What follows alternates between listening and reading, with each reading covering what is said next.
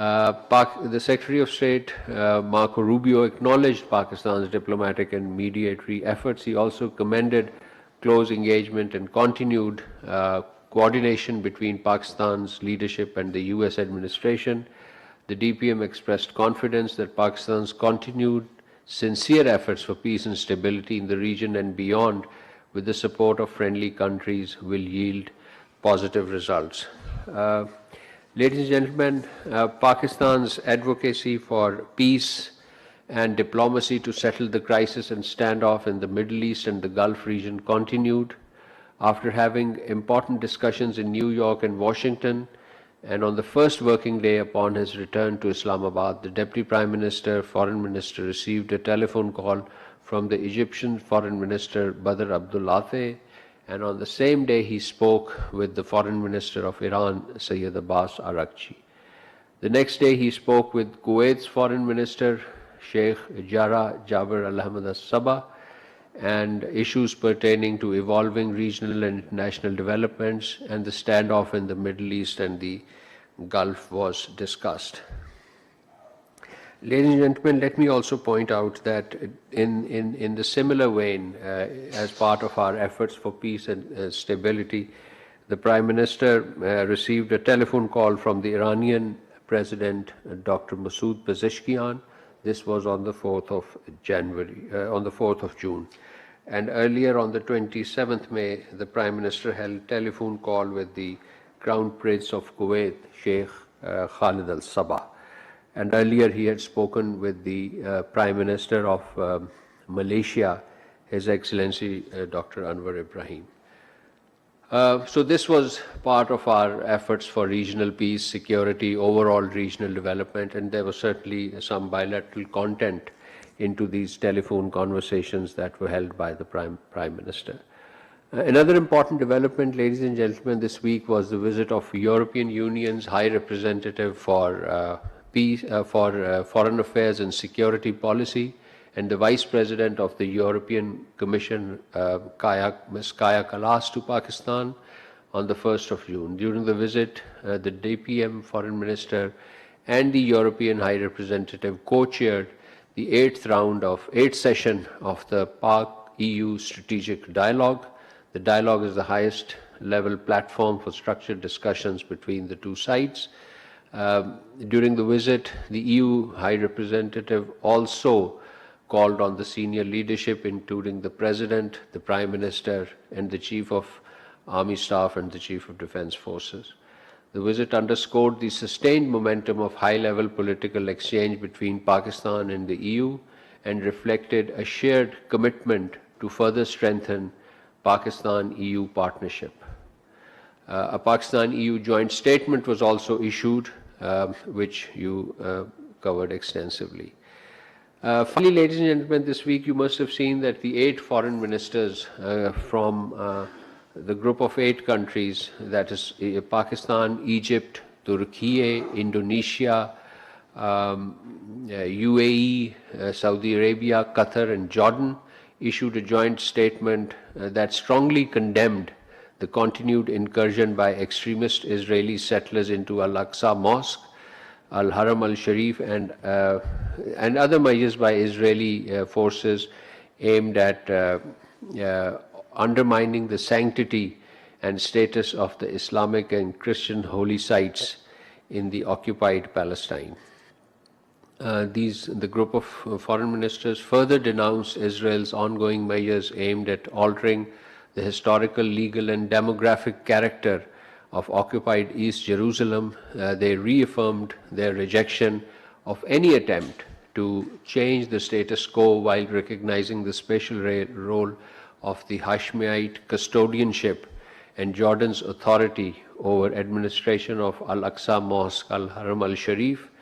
The ministers called on Israel to immediately cease all illegal and provocative actions, warning that continued violations risk escalating tensions, instability and extremism.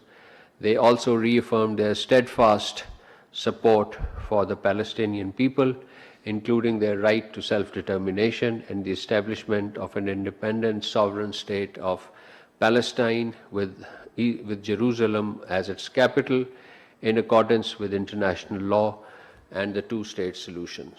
So this, ladies and gentlemen, concludes my opening statement, and I'll open the floor for question answers.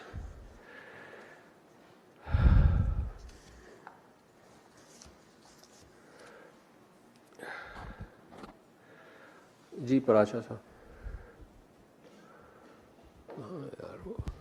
Thank you so much, Excellency. I have a couple of questions, but I will restrict to only one at the moment. You might have read India offering a bid for transfer of water from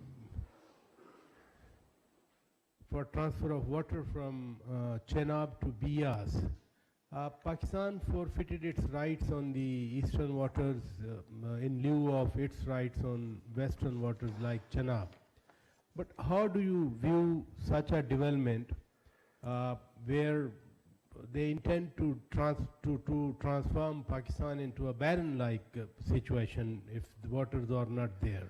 Secondly, we heard with a bang that stopping water will be tantamount to declaration of war against Pakistan. So when practically it's happening, what are the options for Pakistan? Thank you, sir. Yes, we have seen this report as well as the public tender document issued by the Government of India that India has invited bids for Chenab, Chenab Beas Link Tunnel project with the intention of transferring 1.9 million acre feet of water annually from Chenab River into the Beas system, and this acreage is an estimate right now.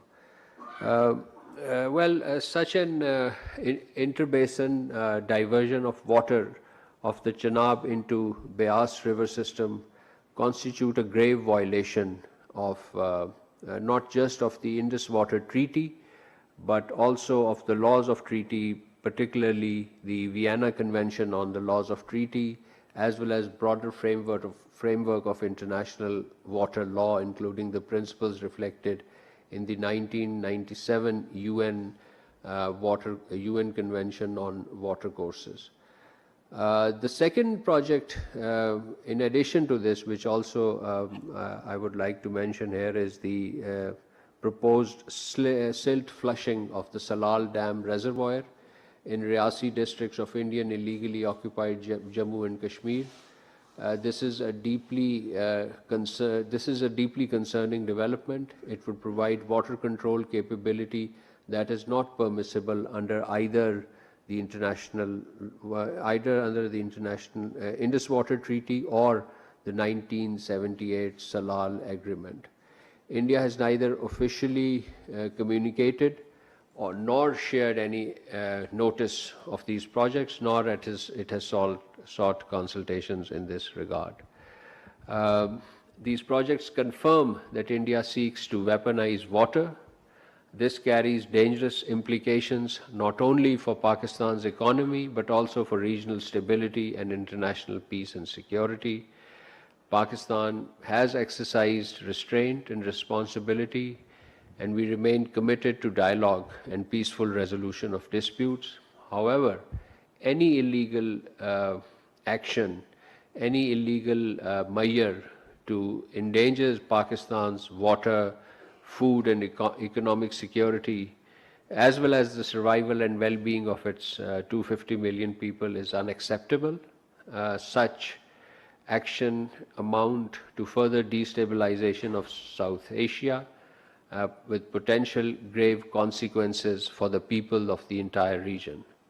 Under the Indus Water Treaty, Pakistan is entitled to receive for unrestricted use the water of the western rivers, and these were in lieu of the eastern rivers, for the rights of the eastern rivers that were given to India. Pakistan retained all options necessary for safeguard right and entitlements under the treaty and to protect its vital national interest. And let me emphasize, we retain all options in this regard. The international community must call upon India to desist from any form of water coercion, abandon projects that seek to stop or reduce or divert water flow legally belonging to Pakistan, and restore full and faithful implementation of the Indus Water Treaty.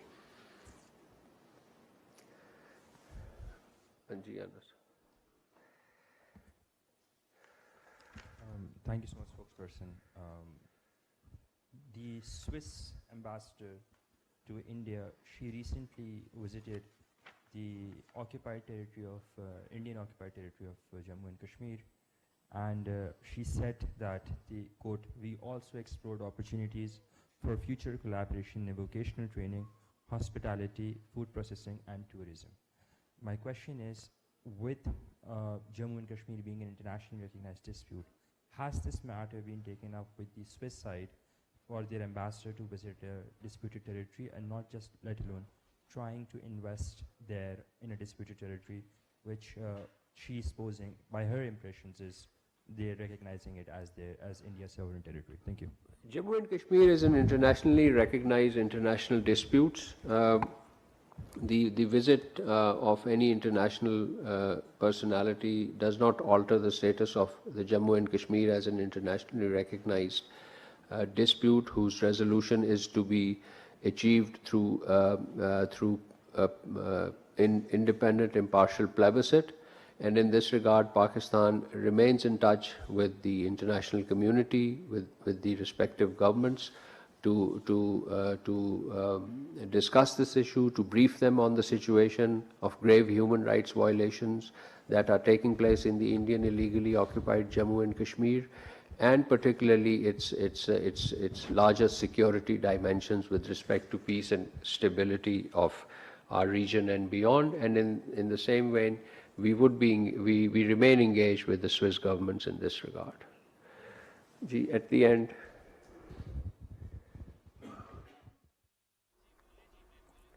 तर्जुमान दफ्तर ख़ारजा ताहिर हुसैन अंद्राबी की जानिब से हफ्तावार news briefing की जा रही थी। वज़ीर आज़म शहबाज शरीफ से जो मुलाकातें रही हैं उससे मुतालिक बताया गया है।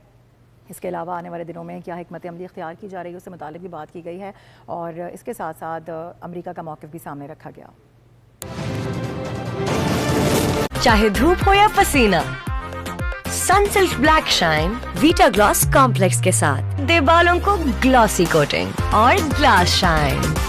आपकी बुटीक हर तरफ शाइन कर रही है, खूब शाइन करेंगे, ग्लास शाइन करेंगे। बागी वाले बाग में पहले ठंड मचा, मुझे प्यास क्योंकि मुंह में आया बुलबुला,